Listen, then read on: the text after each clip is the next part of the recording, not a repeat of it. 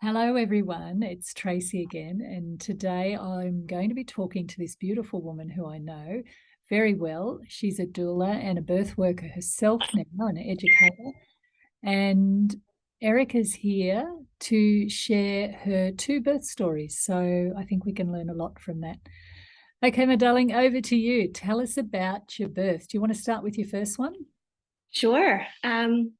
So my first daughter was born here in Canberra.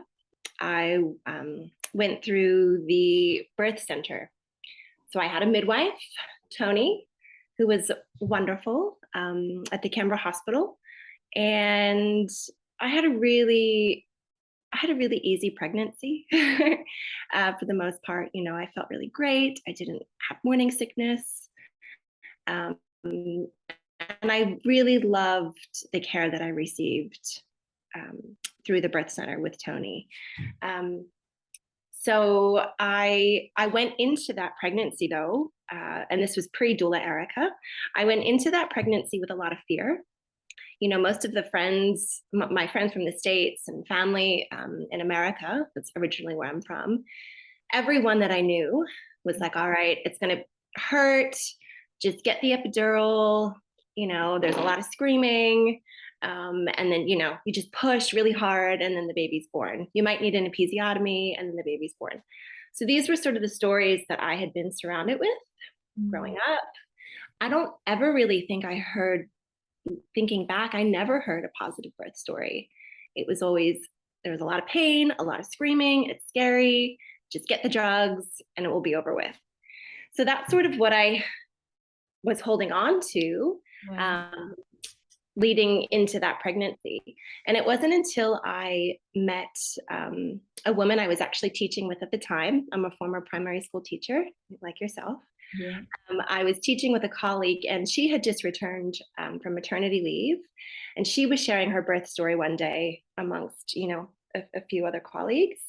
And she was talking about how she had a midwife, and that wasn't very common in the States at the time. I'm not sure if it is now. And she was talking about a birth center, and I had never heard that term before. And I was like, what's a birth center? And she was talking about this class that she took to really help her prepare, calm birth. And I was like, what's that? Birth can be calm. That doesn't sound like anything that I've been told. So it sort of got the wheels turning a little bit for me, like, oh, wow, she had a really lovely birth and she enjoyed it. And I was like, okay, I need to do a bit more research into this thing they call birth and really prepare myself. And the more that I read and the more that I learned, something clicked within me, like, well, yeah, of course I can do this. Why would I not be? We're designed to Wow. prepare babies. Nature has this beautiful design in place, and I just need to learn how to work with that. I need to learn how to release that fear and really own that birth. So through my reading, and Ina May Gaskin's A Guide to Childbirth was the first book I read. It's a bit of a Bible, that one. It's a bit of, yeah, it's my Bible. And then I took a calm birth course, and I really just released all fear. And I approached that day with excitement. I was really excited to experience this. I was viewing it almost as this rite of passage, as Rachel Reed describes it. And I had a beautiful birth. It was textbook. The labor began and contractions were about every 15 minutes apart, and this was in the evening, I think at about 11 p.m.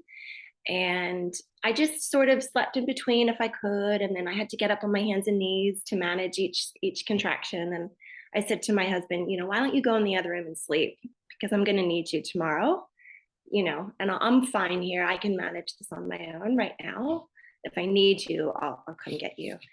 So I did that all through the night, and then labor continued into the next day, and we were just home, and I felt really safe and loved and comfortable and managed really well. And then I can remember Scott calling the midwife and saying, oh, I'm not sure if we should come in. I had lost my mucus plug. I'd had, a big bowel movement, which is always a good sign, clearing out. And the midwife said, oh, can I talk to her on the phone? and I couldn't have a conversation with her in between. I was in labor land at that point. Like I had very much gone inward. And she said, I think it's a good time for you to come in. So we're just around the corner. So it wasn't a very far drive. That was the worst part of the whole thing. Yeah. The driving in the car, because the sitting, and I needed to move. I needed to be able to be on hands and knees or use the birth ball or just move my body during each contraction. So yeah, so we arrived at the birth center probably at about maybe 11 a.m. I think I'm trying, oh gosh, it's all a bit fuzzy now, a few years back. And I used the shower. I used the tub, and I was planning on birthing in the tub. But when I had that urge to bear down, my water broke and there was meconium. So the midwife said, listen, we're going to need to get you out of the tub. Come over to the bed. They still let me choose my position in the way that I wanted to birth. And Cadence was born. Oh, I should know the time, but I forget. Not long after our arrival, maybe a few hours, 4 hours after, about 4 o'clock, I think, 4 p.m. She was born. And that pregnancy and that birth, there were a few things, during that pregnancy, some big decisions that we had to make in regards to the care that I wanted to receive, or the options or procedures or things that I wanted to agree to. And I feel like that pregnancy and that birth really set me up very well to have the confidence in my ability to make informed decisions for myself and my baby. And the confidence within myself and that trust within my body and within myself. To birth my second daughter in Bangkok. Before we go into your second daughter, I'd really love to learn more about your process of change, Erika. What, you came to this whole situation with a head full of other people's opinions and stories and perceptions around birth and experiences too. And then it was the conversation of somebody who appeared to know something that you didn't, but she obviously opened your mind, which other women might have listened to that story and thought, oh, what a load of rubbish, and why would you do that? What was it about that process of change? If you can just reflect on why you opened yourself up to see it differently, and then how that continued to flow through your pregnancy from, making informed decisions to adopting a different mindset. Yeah, well, I think the colleague, I really respected her and admired her, looked up to her, I guess, a little bit as a teacher, as a friend, as a person, as a mother. Yeah. So maybe that, was like, oh, she can do that. Like, maybe I can too. Yeah. And I tend to live I try to live a holistic life and feel very, when I'm in nature, I feel very connected to the earth and believe in the power of nature. And so you had some pre-existing ideas around yeah. nature and the power of nature and experience with nature that potentially helped you to understand that you too, my darling, are a part of nature. Exactly. I think animals. that was there. And then it was just sort of that needed that, I don't know what it was, that little bit of a shove or nudge onto that path for me then to say, yeah, okay, well, yeah, why would I not be able to birth this baby by myself? Why would I need drugs? That just doesn't make sense. That would just alter with the entire process. All of the hormones that would be, working for us. Why would I want to alter that if I didn't need to, So the Calm Birth course, I suspect, helped you a lot to really put the pieces of the puzzle together. I taught Calm Birth for many years too, and then my birth my course evolved out of that. So very similar principles. Can you recall what were the changes you experienced doing that program that helped you to start to really embrace something that was probably there, but you really could see the sense of it? I think it was just the basic understanding of what's actually happening. Yeah. And that it's just a muscle. And, you know, I work out. I try and stay physically fit and active. That's Yeah. always a journey for me. And just, okay, it's a muscle and it's just working really hard at its highest capacity. And the Yeah. idea that if I'm tense and fearful, well, then it's going to activate that sympathetic nervous system, and Yeah. that blood's going to be shunted away from the uterus because the uterus is not a defense muscle, and oxygen will be sent to my arms and my legs. Well, no, I want the blood and the oxygen to get to the baby. And Yeah. so learning how to work with my breath, you know, especially in between those contractions, and just the physiology of it all. Yeah. And it just made sense. Yeah. Learning about all of those hormones involved and how you can work with them, and how we've got endorphins which help protect us from pain. Yeah. And affirmations were huge for me. I mean, I wrote out my own on post-it notes, and I had them all over the wall. I knew what I needed to be telling myself. Yeah. I knew what I needed my husband to tell me. Yeah. And he knew exactly what I needed to hear. And that was, you know, that I'm safe, I'm okay, my baby's okay. You know, we've got these natural hormones that protect us from pain. Relax. You know, this pain, reframing pain was huge. Like, okay, it's purposeful, it's anticipated, it's intermittent, it's not consistent. Got those breaks, and then it's necessary. So really just welcoming, thinking, okay, I want these contractions to get longer and stronger and closer together, because that means my baby's almost here. You know, I just can't wait to meet my baby. Yeah. That was sort of that Beautiful. mindset. And looking back, it's funny because after that birth, this is once again pre-doula, I've got a lot more knowledge now than I did then. Looking back, I probably would have told you that I just got really lucky that birth, you know, went the way that it did. But looking back, I think it was my mindset, 100%. It was my knowledge, and I really just wanted to be prepared and informed, Yeah. in control. You know, I didn't want something to happen to me. I wanted it to be this experience that I owned, you know? Yeah.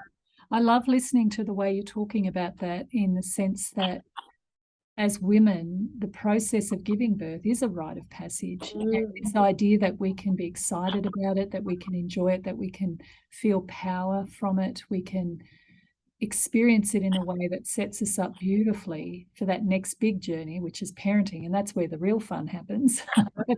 That's the real show, is parenting. That birth can be what you learn in childbirth is setting you up for that next stage. Exactly. So the ability to work with your body, trust your body, stay connected to your baby, utilizing a powerful mindset, is going to activate that optimal physiological response to birth, so that your body and your mind are working with the process, not against it. That's very powerful. Now, in a sense, you were lucky in that it was a straightforward birth. Exactly. Yeah. Abby didn't get herself into a difficult position or anything like that, because sometimes as women we need help. But you weren't lucky in the sense of your preparation. You actually really did the work to bring you into the optimal, best possible state.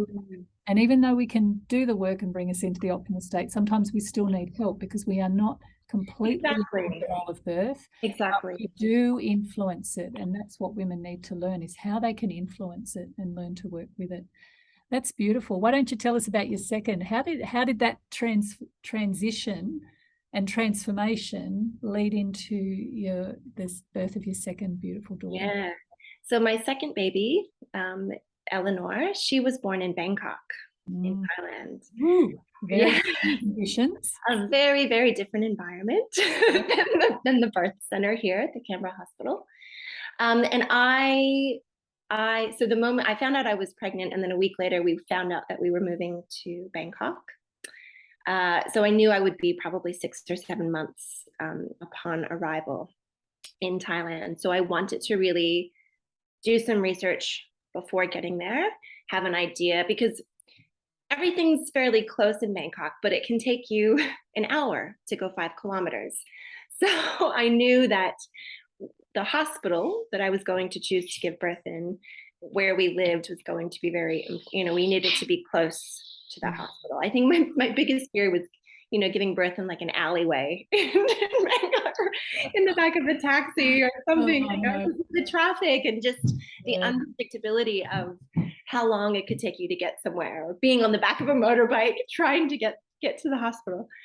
And I would have considered home birth if it wasn't illegal in Thailand. It's illegal. It's Wow. illegal, yeah.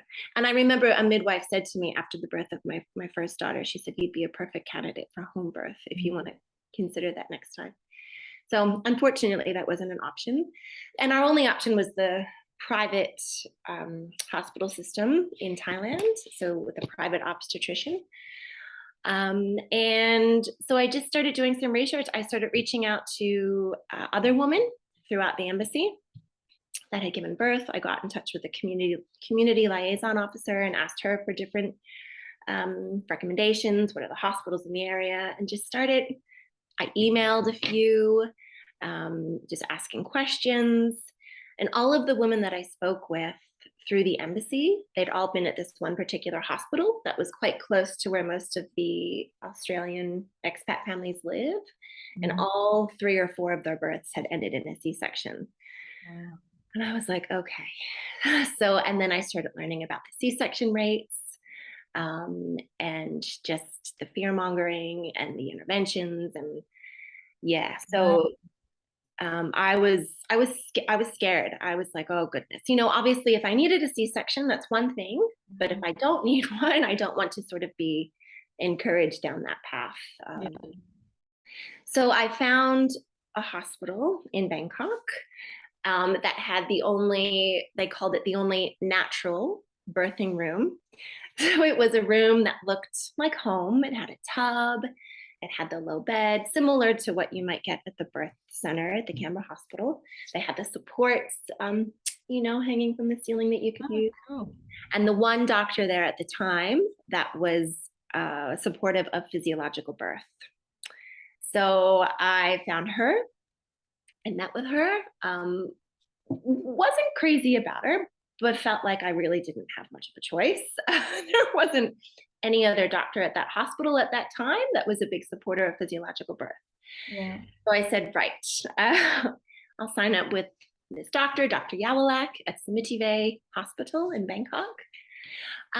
But there was a lot that we disagreed upon, I guess. And I'm very grateful that it was my second pregnancy. Oh, yeah. Because if it wasn't, it would have been a very, very different experience. So I felt quite confident going to her with my research, with my, informed decisions, and basically saying, no, I'm not going to do that. It was, for example, she said, upon arrival, and it's quite similar here, upon arrival, we're going to have you lay down and hook you up and do the continuous monitoring for about 20 or 30 minutes. And I said, no, I'm sorry, I won't be doing that, because when I arrive, I'll be in active labor and I can't lay down in the bed. So you'll just have to do intermittent monitoring. And she just laughed. Okay. I said, okay. I never really knew if we were quite on the same page, but I was quite confident to stand up to her. And if it was my first child, I don't think I would have been confident. Very difficult. Very difficult. We denied the use of antibiotics. I had tested positive to GBS, and that was a really big to-do. So we had to have a different meeting with the pediatrician, and the doctor was there, my obstetrician, and they basically said, you're the first people to ever deny this, and basically your baby will die. And we said, well, no, our baby won't die. This is our informed decision. They presented their research, we presented ours. And yeah, so I think we really bucked their system a little bit. And I did stay home. I arrived in transition at the hospital just in time. I think I got there at about 11 p.m. and Eleanor was born about 1 a.m. Yeah. And the doctor didn't even make it, which was actually good. I'm very glad she wasn't there, because She could just be a bit handsy. But my labor was very different second time around. It was way more intense, not textbook. I think I was in early labor for 2 days with Eleanor, on and off, very sporadic.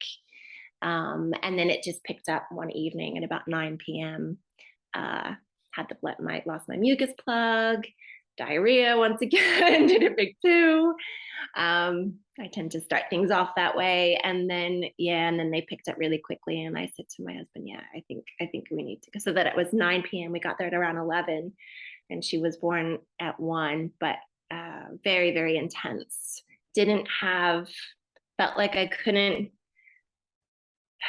didn't have that time in between to sort of collect myself again. Yeah. But the big thing that I did there in Bangkok, because I knew that the fear was the enemy of the birth space. I knew I had to release that fear of birthing in Bangkok. So I hired a doula. And she was worth her weight in gold. Absolutely. Now tell us about what a difference that made. Oh, she just allowed me to feel comfortable. She was familiar with that environment. She helped me navigate that system. She was aware of things that they might offer during labor or post birth, either to myself or to the baby. So I could think about those decisions ahead of time and get really clear on what it is I was willing to sign up to or not sign up to. Yeah. And I felt as though she just protected that space. She created that barrier almost between me and the nurses and the doctor, and really helped me stick to my plan, to the way that I wanted to do things. And after I birthed Eleanor, they were in quite a hurry for the placenta to be birthed. And I didn't want to have the injection, the synthetic oxytocin. I said I'd like to do this physiologically, and they were in quite a hurry. And I can remember being so tired, so exhausted, and just thinking, just do whatever you need to do. And Yaz, my doula, said to me, well, hold on a second. Let's get up. Let's use the toilet. Let's empty your bladder. Sometimes that can help with the placenta. Let's get the baby to the breast. And she was there and reminded me of my preferences, my requirements, and really helped keep me on that path, and just helped to protect that space so that I could then release that fear of birthing in that environment and allow it to unfold as it should. And then that was when I said, okay, yeah, doulas are incredible. This job's incredible. This is a job. This is the thing that you can do. And she became my mentor, my unofficial mentor, a dear friend. I still speak with her often. And sort of encouraged me to get on this path of becoming a doula. Yeah. I was like, wait, so I can teach, I can, use my teaching background and talk birth and support women. Like, this is a thing I can do. Oh my God, this is amazing. Yeah. But I wrote an article for a magazine over in Bangkok about why every woman birthing in Bangkok needs a doula, because to achieve a physiological birth there is very, very difficult. So having someone who can help guide you through that system, guide you through that environment, was crucial for me. Yeah, you did so well, Erika, in being an advocate for yourself and your baby about what you would do and what you didn't do. And that wasn't just, you being difficult. It was you based on what you'd felt through the evidence you'd looked at. And this is one of the things I think can be so helpful for people to understand, is the system by its nature has a propulsion to act, to do, to manage, to control. And we expect them to do that, because if they make mistakes, we punish them for it and they end up in court. So there is pressure on your doctors and your midwives to manage the process. So when it comes to birth, if you want to create the perfect conditions for that mother to be able to activate that incredible performance enhancing biochemistry, which is essentially what it is, then in order for that to happen, she needs to be surrounded by people who believe in her, who are giving her good messaging, you're okay, the baby's okay, not people who are looking at their clock, threatening her with procedures if she doesn't get the baby done at this particular time and all of that. Now, what's so interesting is when you compare the way we perhaps breed racehorses and the way we breed little humans, we have better care for racehorses than we do for humans, because we know to create the right conditions for that mare to birth that foal, because that foal's worth a lot of money. They're very, very good at not confusing the mare, having her pick up scents that she's never smelt before.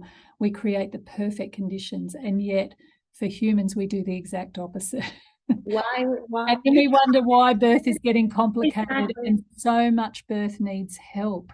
Exactly. With all of this subliminal messaging that you're not going to be able to do it.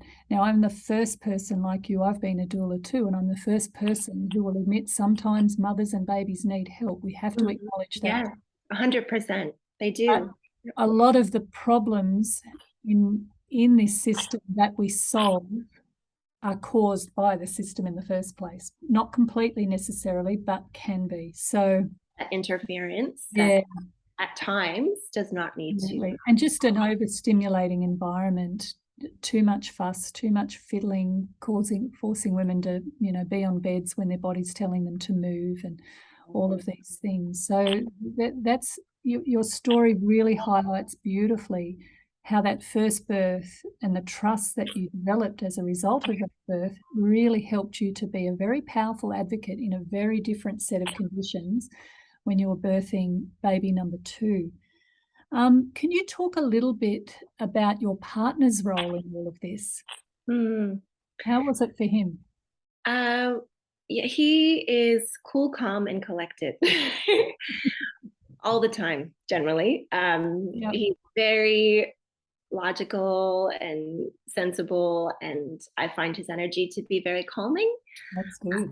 So during birth and during labor, that was exactly what I needed. And he was always just right there. He wasn't so great maybe at the massage like that, but he was always right there. And I always felt that love and that connection. And I just remember him being here and feeling him and holding his hands, and that's what I needed. I always say to partners, don't underestimate how important your role is. I mean, just being close, the kisses on the head or a handhold or just being there, it can do so much for that laboring woman. Just feeling safe. What that does for us is huge.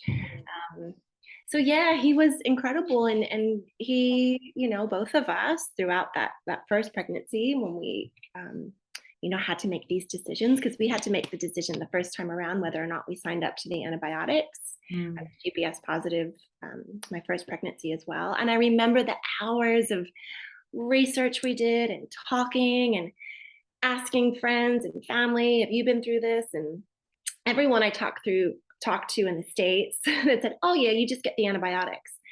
I was like, oh, but surely something just doesn't feel right. I just used that intuition.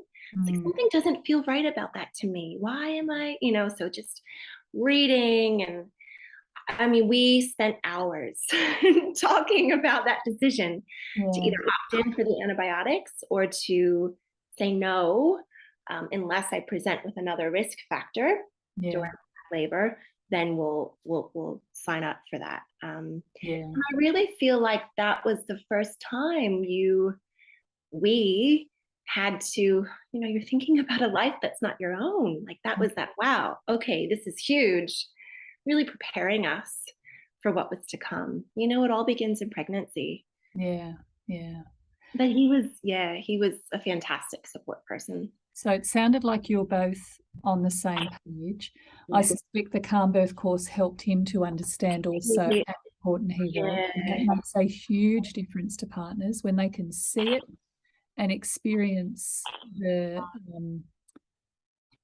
the learning in a way that's absolutely relevant and significant for them as well as the birthing mother, because I think too often partners can be sidelined and feel like they're just an optional extra rather than an integral part.